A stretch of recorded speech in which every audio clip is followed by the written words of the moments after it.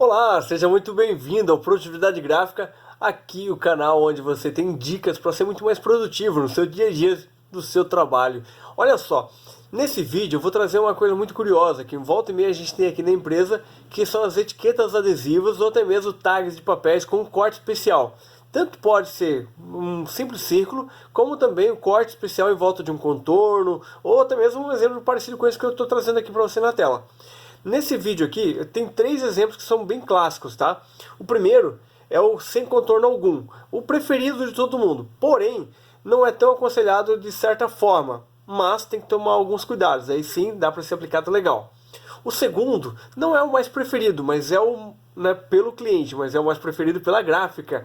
Por quê? É o que dá menos problema, o que dá menos reprodução, o que dá mais aproveitamento, né? E o terceiro é o que muitos clientes gostam, mas a gráfica não gosta, né? Um pouquinho. Por quê? Porque dá muito problema, né? Ou seja, mas ele também tem um contorninho branco em volta.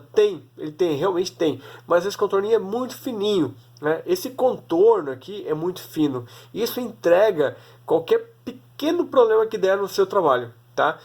Não sei se você sabe, mas no ramo gráfico a gente trabalha com sangria. Sangria é um pouquinho de excesso de impressão, né, um pouco maior do que realmente é para ficar o trabalho final, para que ele seja cortado e não apareça arestas brancas, não apareça nada muito feio ali, né, que vai reprovar o material. Eu vou dar exemplo prático aqui na tela para que você veja e entenda o que eu estou falando, tá? Olha só, eu vou pegar aqui na segunda tela aqui. Eu tenho aqui o meu logotipo, tá? Na parte de cima, aqui, ó, nessa parte de cima aqui, eu tenho o meu arquivo, entre aspas, pronto para produção, tá? Entre aspas, pronto para produção. Por que entre aspas? Esse aqui da direita, ele não está pronto. Esse aqui ele é apenas o resultado final que a pessoa que criou o arquivo achou que deveria ser mandado dessa forma. Mas esse arquivo aqui, se o cliente ele quer dessa forma, ele deveria ter mandado dessa forma aqui. Com as linhas amarelas? Não, as linhas amarelas são linha de corte.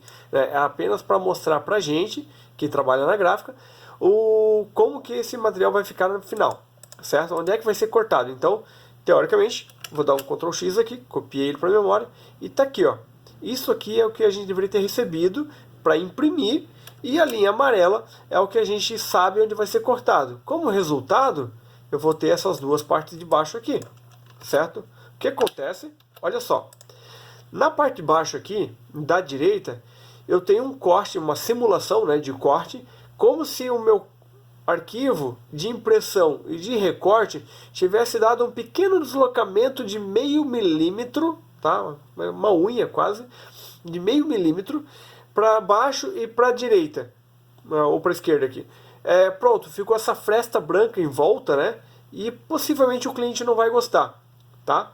Nesse exemplo aqui da esquerda, eu tenho a mesma situação, onde o cliente, onde a faca e a impressão também não deu certo, mas não tem fresta branca porque eu tenho esse excesso de tinta em volta, né? Há um contorno aqui, certo? Por isso eu não me chama a atenção uma fresta branca. Por outro lado, eu percebo que realmente deu errado o corte aqui, ó, nessa parte aqui, deixa eu dar um zoom maior. Nessa parte aqui é que eu observo que realmente o corte não foi 100%, tá? Se não fosse isso, estaria ok. Mas isso aqui é um detalhe tão pequeno, talvez o cliente nem perceba. Talvez perceba e não dê bola, tá? É interessante você deixar o cliente ciente que isso pode vir a acontecer, tá? Então, você pegando aqui, ó, eu dei de novo um cliquezinho para cima e para o lado com 0.5 milímetros e eu estou aqui no posicionamento correto novamente, né, para ficar certinho, tá? Como é que faz esse arquivo? Como é que a gente monta esse arquivo? Eu vou ensinar para vocês aqui agora como montar ele, ok?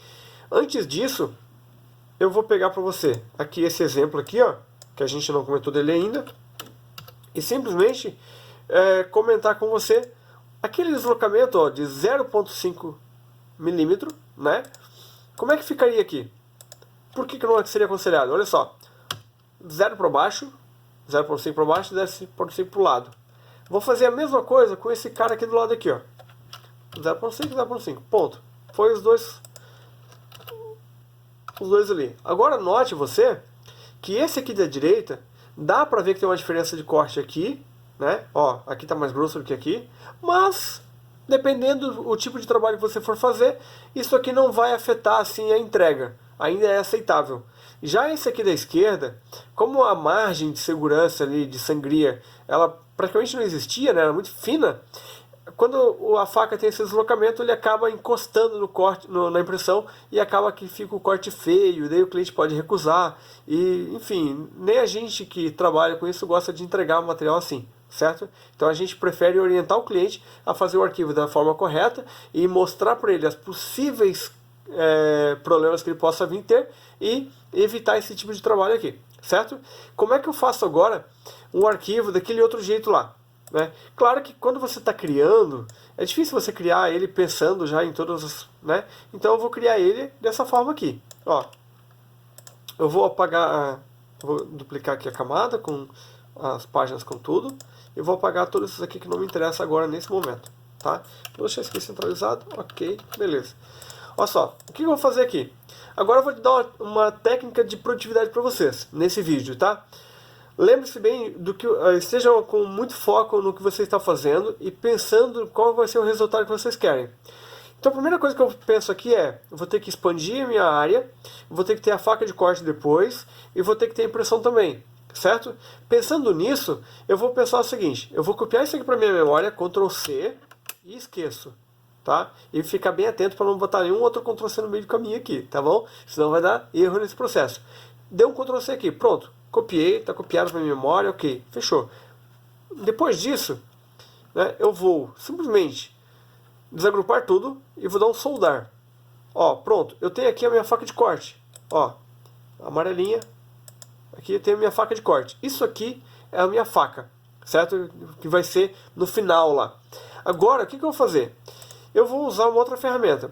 Eu tenho aqui, ó, 7x5, é a medida do meu material, né, 72 mm por 50.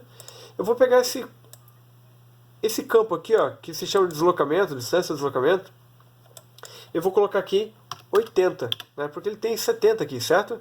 Ó, cliquei aqui, ó, e fui pro lado, certo? Agora o que eu vou fazer? Colei. Ele colou exatamente no ponto onde estava antes.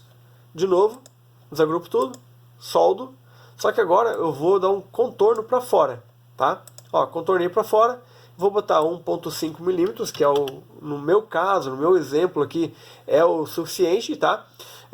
Lembrando que eu estou trabalhando ele com medidas reais, né? Então eu estou com 5 centímetros mesmo, estou trabalhando com 1.5 milímetros de espessura, então isso é importante você estar ciente de quais são os padrões da gráfica. Então se você já sabe qual gráfica vai produzir, vai lá, entra em contato com a gráfica, vê quais são os padrões que ele tem para você produzir o material da melhor forma possível, tá? Eu estou trabalhando na minha realidade aqui nesse momento.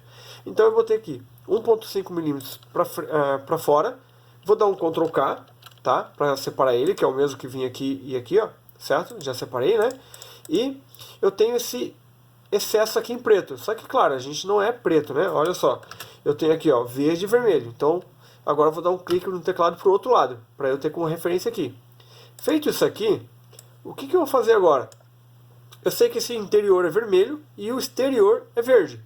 E eu preciso fazer com que eu tenha a minha expansão de cor. O que eu vou fazer? Olha só que interessante. Eu vou fazer aquele ângulo aqui, ó, para que quando tiver um erro no corte, não dê errado, né? Ou não dê muito errado. Então eu vou pegar aqui a minha ferramenta mão livre, tá?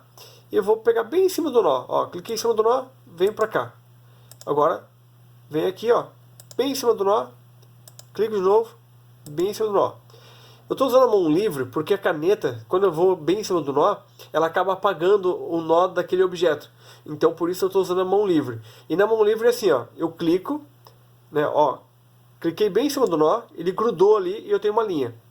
Então agora, o que eu vou fazer? Eu venho aqui, ó, clico aqui no meio, tá? E venho aqui, ó. Cliquei em cima do nó. Ele soltou, tá vendo? Soltou o mouse. Agora eu tenho que clicar em cima do nó de novo para ele grudar, certo? Ó, cliquei nisso aqui. O que eu tô fazendo aqui, tá? É essa parte do meio, tá? Só para ficar bem ciente para vocês. Então, ó, subi aqui, ó, né? Subi aqui também, então essa faixa toda aqui vai ser vermelha. Ó, cliquei aqui, em cima do nó, em cima do nó, vim pra cá, ó. Fiz aqui, ó, em cima do nó, certo? Basicamente isso. Poderia vir aqui direto aqui em cima? Poderia. Mas não é aconselhado trabalhar com linhas sobre linhas exatamente no mesmo ponto. Então por isso que eu faço esse afastamento aqui, ó, desse nó para fora. Entende? Somente por causa disso. Às vezes dá certo? Dá. Mas às vezes pode dar errado. Daí o ponto fica aberto, dá outros problemas. Então para evitar isso eu já trabalho dessa forma mesmo. Ó, sempre em cima do nó, né? E feito isso aqui, tô aqui, ó, pronto, em cima do nó. Fechei aqui o meu círculo. Comecei aqui, vim, fiz, fechei, certo? Ó, fiz aqui tudo. Agora eu seleciono com o Shift o segundo objeto de fora aqui, né? E vou dar uma interseção.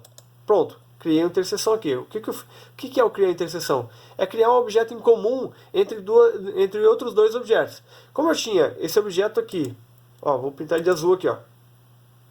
Eu tinha esse objeto azul. Deixa eu apagar esse que eu acabei de criar, só para ficar bem claro aqui o que eu fiz. Ó, eu tinha esse objeto azul, certo? Daí eu criei esse preto, né? Já sabendo qual que era o resultado que eu queria. E selecionei os dois e criei um terceiro objeto. Que está aqui, ó, que ele acabou de criar. E eu vou dar cor para ele agora de vermelho, tá? Ó.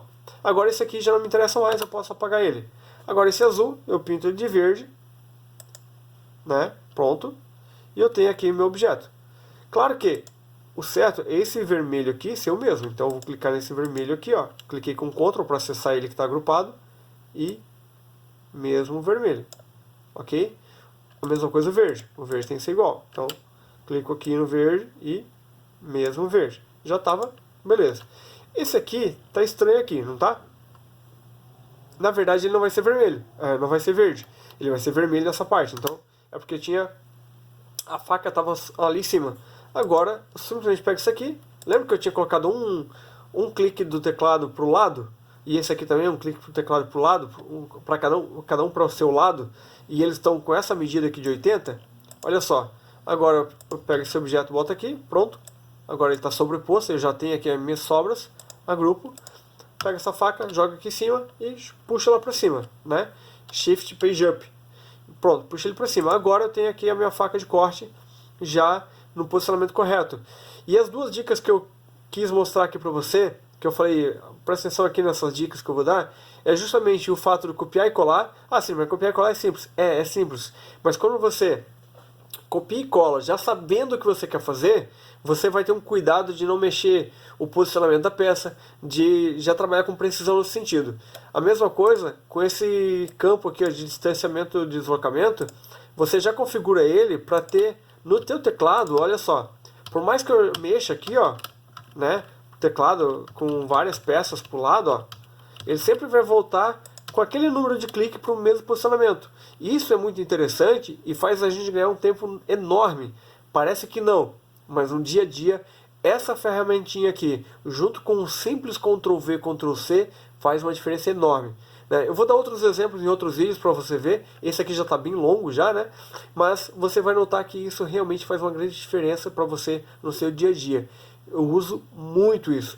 Eu tenho mais de 20 anos trabalhando com o Corel, então, rapaz, isso realmente é legal. E essa ferramenta, essa forma de trabalhar, não vem desde o começo. Ela veio com o passar dos anos, a quando eu queria ir buscando formas de melhorar a minha velocidade e qualidade do meu trabalho. Então, por isso, eu fui desenvolvendo isso. Pode ser que daqui a um ano seja diferente, né? Porque se tiver igual, alguma coisa tem errado, né? Porque a gente tem que melhorar. Basicamente isso, certo? Não dá pra gente fazer a vida toda a mesma coisa, da mesma forma, porque possivelmente alguma coisa a gente deixou de aprender no meio do caminho, por isso não houve mudanças, né? Mas espero que você tenha gostado desse vídeo aqui, que tenha entendido o porquê do conceito, do porquê da necessidade de você fazer com sangria para evitar esse tipo de erro aqui, e assim você possa preparar arquivos melhores. Qual que é a vantagem de você saber fazer isso? Tá? Uma vantagem bem grande, olha só um bônus aí, tá? Um bônus que eu vou dar para você agora no final aqui. Se você já trabalha em gráfica, você já entende a vantagem disso, certo? Mas se você não trabalha em gráfica ainda, você é autônomo ou freelance, você cria arquivo para o teu cliente e ele vai levar na gráfica para produzir, tá? Tem dois pontos aqui. O primeiro ponto é o seguinte, a gráfica vai ver se o teu arquivo está certo ou errado e vai falar bem ou mal de você. certo? O que você quer que a gráfica fale de você para o seu cliente, certo? Que você é um bom profissional, que você cuida, é técnico e tal, não sei o quê, ou não, né? Porque muitas pessoas se preocupam apenas com a estética. É ótimo, é perfeito, né? É muito legal.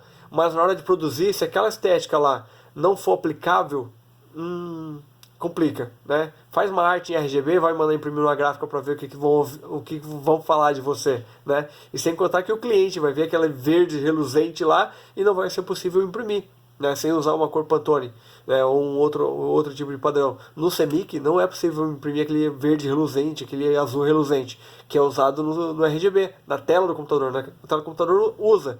Mas se a pessoa não tiver esse conhecimento técnico, chega lá na gráfica, não é possível, a gráfica vai falar mal do designer e o cliente, né, não vai mais dar tanta credibilidade assim para o designer. Entende onde é que eu estou querendo chegar? Agora, se o designer já tem esse conhecimento, ele chega na gráfica com o material mais correto, o cliente já fica, opa, esse realmente é o profissional que eu queria trabalhando comigo, certo? Outro ponto também, muito interessante e importantíssimo. Quando você já está acostumado a mandar um material para a gráfica, tá? Olha só a dica aqui. Se você já está acostumado a mandar material para a gráfica, e a gráfica já conhece o teu padrão de trabalho, ele já sabe que você cuida da sangria, que você cuida disso, cuida daquilo, certo? Quando ele já sabe que você cuida de tudo isso, surgiu uma urgência para você. Surgiu essa urgência? Basicamente, o que vai acontecer? Você vai ligar para o teu fornecedor e falar assim: rapaz, tem como fazer isso aqui de ontem para hoje, que o meu cliente resolveu inaugurar a loja um dia antes. O fornecedor, conhecendo o teu padrão de trabalho, ele vai falar assim: olha, como o teu arquivo vem pronto, né, tá perfeito, pode ficar tranquilo que vai estar pronto no prazo que tu precisa. Agora, por outro lado, se a gráfica já conhece o teu padrão de trabalho e você não se preocupa com nada disso aqui, de sangria, de cor, de nada, o que acontece? O fornecedor vai dizer: não vai dar, tá? Por quê? Qual que é a diferença? A diferença é o seguinte, é que todos os teus arquivos, quando vão para a gráfica pode não falar nada para você, mas ele vai ter que converter as cores, vai ter que fazer sangria, vai ter que fazer um monte de trabalho até ir para a produção, e consequentemente isso vai demandar de tempo, né? E como ele já conhece o teu padrão de profissionalismo, de trabalho ali, né? Ele já sabe, cara, essa pessoa ela não manda um arquivo pronto para mim. Eu vou ter que fazer ainda isso, né? Ajustar para a máquina para depois mandar produzir. Então eu não vou ter tempo hábil. E consequentemente você não vai conseguir fazer aquele extra assim com o teu cliente, sabe? Deixa comigo que eu resolvo no prazo. Né? Vai ficar meio estranho, porque o cliente vai precisar inaugurar e ele não vai ter o material no prazo dele porque a gráfica não deu conta, entende? Né? Se você levar em consideração esses detalhezinhos, né, como é que vai ficar a sua imagem perante o cliente, né, e a sua imagem perante o teu fornecedor também, você já vai tomando cuidado com isso aí, porque criar algo legal, bonito, é bacana, né? Mas lembre-se que o bonito tem que ser funcional, né? Para ser um bom designer ele tem que ser funcional. E designer, né? Designer é o profissional, só para alinhar bem aí, né? Designer é o profissional que trabalha, design é o projeto, certo? Então assim, para que o projeto seja bem desenvolvido, ele tem que ser bonito e funcional, tá? Se ele for só bonito, não é tão legal assim, muito embora seja atrativo. Se ele for só funcional, ele pode não ser atrativo, então tem que juntar os dois aí para poder ter um bom trabalho.